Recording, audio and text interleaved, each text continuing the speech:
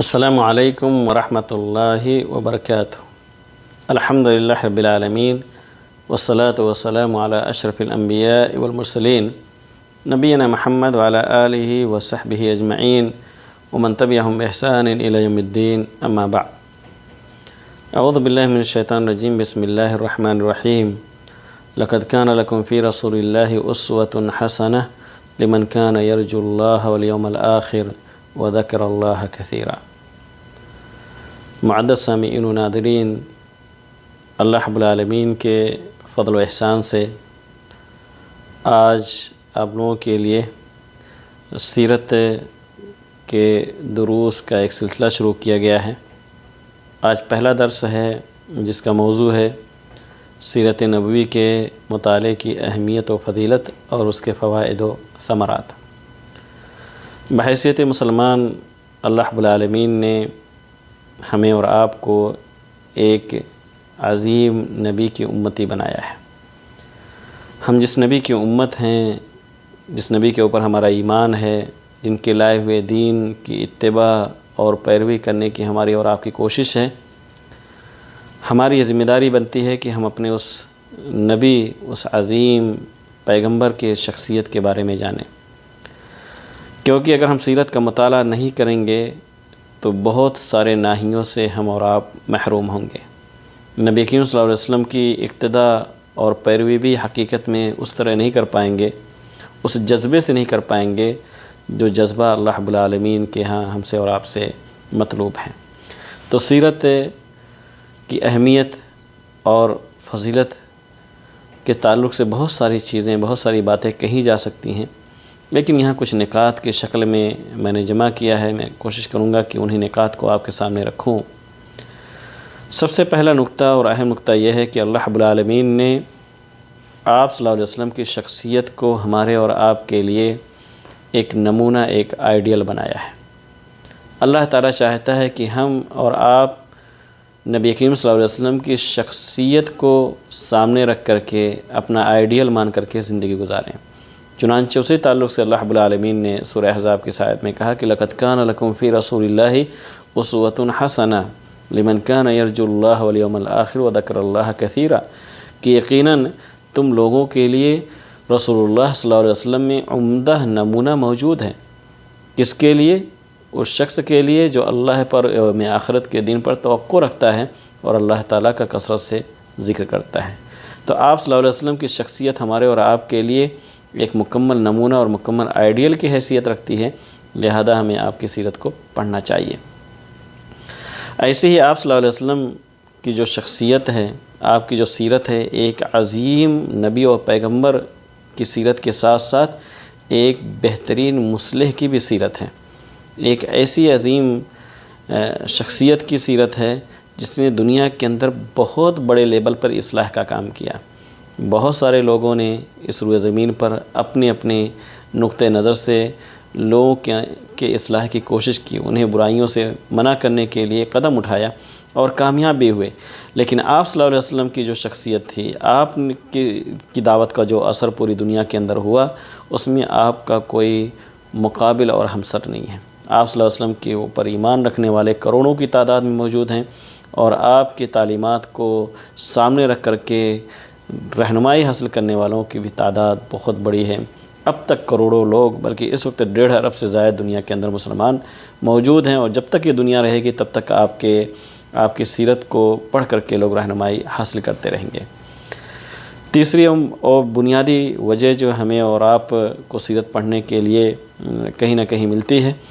وہ ہے کہ آپ صلی اللہ علیہ وسلم کی زندگی جو ہے وہ مکمل ضابطۂ حیات ہے۔ دنیا کے اندر کوئی ایسی شخصیت نہیں ہے کہ کوئی بھی ایسا مصلح پیدا نہیں ہوا ہے جس کی پوری زندگی اس کے متبعین کے سامنے ہو۔ یہاں تک کہ انبیاء اور رسول بھی جو دنیا کے اندر بھیجے گئے، کسی بھی نبی اور رسول کی وہ سیرت اتنی واضح طور پہ موجود نہیں ہے جتنا آپ صلی اللہ علیہ وسلم کی سیرت مکمل طور سے موجود ہے۔ چاہے حضرت موسیٰ علیہ السلام ہی کیوں نہ ہو، حضرت عیسیٰ علیہ السلام کیوں نہ ہو، بلکہ عیسائیوں اور یہودیوں کے پاس تو اتنی بھی تفصیل شاید موجود نہ ہو جتنا اللہ رب العالمین نے موسیٰ علیہ السلام اور عیسیٰ علیہ السلام کا قرآن میں ذکر کر دیا، کیونکہ اگر ان کے پاس ایسی کوئی چیز ہوتی تو وہ اس حد تک گمراہ نہ ہوتے، لیکن آپ صلی اللہ علیہ وسلم کی شخصیت مکمل طور سے ضابطۂ حیات ہے ہمارے اور آپ کے لیے، زندگی کے ہر گوشے کے لیے رہنمائی موجود ہیں۔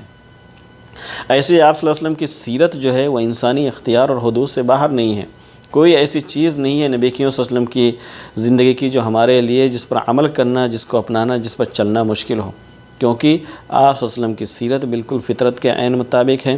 اور ہر آدمی کو اس اختیار کر کے اسی کی روشنی میں زندگی گزارنا آسان ہے۔